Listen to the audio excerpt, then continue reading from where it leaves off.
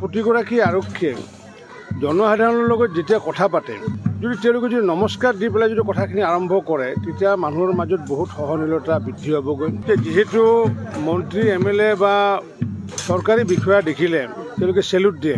প্ৰতিগৰাকী আৰক্ষীয়ে যাতে জনসাধাৰণৰ কথা পাতোঁতে যাতে নমস্কাৰ দি পেলাই যাতে কথা পাতে, তাৰ কাৰণে মই বিনম্ৰতাৰে আহ্বান জনাইছোঁ। এনেকুৱা অভিযোগ অকল আজি বা যোৱাকালি বুলি নহয়, এনেকুৱা মাজে মাজে আমি দেখি আহিছোঁ। আৰু এই আৰক্ষীৰ যি আচৰণ, আচলতে এই আচৰণখিনি আৰোহণ কৰিছে কংগ্ৰেছৰ পৰা আৰোহণ কৰিছিলে। কাৰণ কিয় ভাৰতীয় জনতা পাৰ্টীৰ চৰকাৰ অহাৰ পিছৰ পৰা যথেষ্ট তেওঁলোকে সলনি হৈছে। তাৰ মাজতো এনেকুৱা ধৰণৰ ঘটনা আমি ঘটি থকা দেখিছোঁ। আৰু মই সেইকাৰণে আৰক্ষীসকলক আমাৰ DGPৰ জৰিয়তে এটা আহ্বান জনাইছোঁ যে যিহেতু মন্ত্ৰী MLA বা চৰকাৰী বিষয়া দেখিলে তেওঁলোকে চেলুট দিয়ে, গতিকে তেওঁলোকক যিহেতু চেলুট দিয়ে, অফিচাৰসকলক যিহেতু চেলুট দিয়ে, মন্ত্ৰী MLAক চেলুট দিয়ে, মই ভাবোঁ যে আমাৰ প্ৰতিগৰাকী আৰক্ষীয়ে জনসাধাৰণৰ লগত যেতিয়া কথা পাতে বা কোনোবা বাইকেৰে আহি থাকোঁতে বা গাড়ী চলাই আহি থাকোঁতে যদি তেওঁলোকে যদি নমস্কাৰ দি পেলাই যদি কথাখিনি আৰম্ভ কৰে, তেতিয়া মানুহৰ মাজত বহুত সহনশীলতা বৃদ্ধি হ'বগৈ। আৰু সেইটোৱে পুলিচ আৰু পাব্লিকৰ যিটো ৰিলেশ্যন, সেই ৰিলেশ্যনটো আগন্তুক দিনত ক্ৰমাগতভাৱে ভাল ৰিলেশ্যন হ'ব। মই নিশ্চিত যে অসম আৰক্ষী বুলি নহয়, ভাৰতবৰ্ষৰ কোনো আৰক্ষীৰ অকলে ল এণ্ড অৰ্ডাৰ কণ্ট্ৰল চম্ভালিব পৰা ক্ষমতা নাই। এইটো অসম্ভৱ without the support of the public. আৰু সেইকাৰণে পুলিচ পাব্লিক ৰিলেশ্যনৰ কথাটো আমি সততে কৈ থাকোঁ।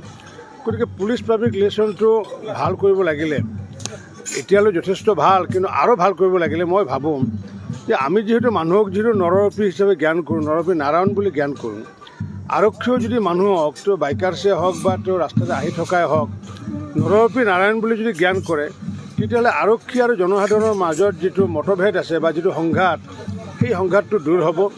মই সেইকাৰণে অসম আৰক্ষীৰ সঞ্চালক প্ৰধানৰ জৰিয়তে আহ্বান জনাইছোঁ যে আৰক্ষীয়ে অন্ততঃ জনসাধাৰণক দেখিলে যি কথা নাথাকক কিয় নমস্কাৰ দি পেলাই কাৰণ জনসাধাৰণে যদি আৰক্ষীক নমস্কাৰ দিব লাগে, আৰক্ষীটো এনেকুৱা কোনো ভগৱানৰ অৱতাৰ নহয় যে আৰক্ষীয়ে আমিহে ভগৱানৰ অৱতাৰ, কাৰণ আমি নৰৰূপী নাৰায়ণ জনসাধাৰণ।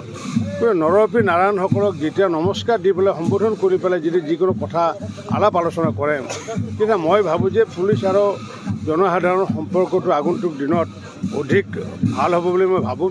যিহেতু মাননীয় মুখ্যমন্ত্ৰী ডাঙৰীয়াই নিজৰ প্ৰতিক্ৰিয়া ব্যক্ত কৰিছে সামাজিক মাধ্যমৰ জৰিয়তে, আৰু তেখেতে ইতিমধ্যে নাগৰিক থানা সমিতি যিহেতু গঠন কৰি দিছে, গতিকে মাননীয় মুখ্যমন্ত্ৰী ডাঙৰীয়াৰ কথা স্পষ্ট যে নাগৰিকক উৰ্ধত ৰাখি পেলাই আৰক্ষীসকলক লগত সহযোগত কাম কৰাৰ কাৰণে নিৰ্দেশ দিছে। মই সেইকাৰণে বিনম্ৰতাৰে আহ্বান জনাইছোঁ, এতিয়াৰ পৰা যদি তেওঁলোকে ভাবে অসমৰ জনসাধাৰণ নৰৰূপী নাৰায়ণ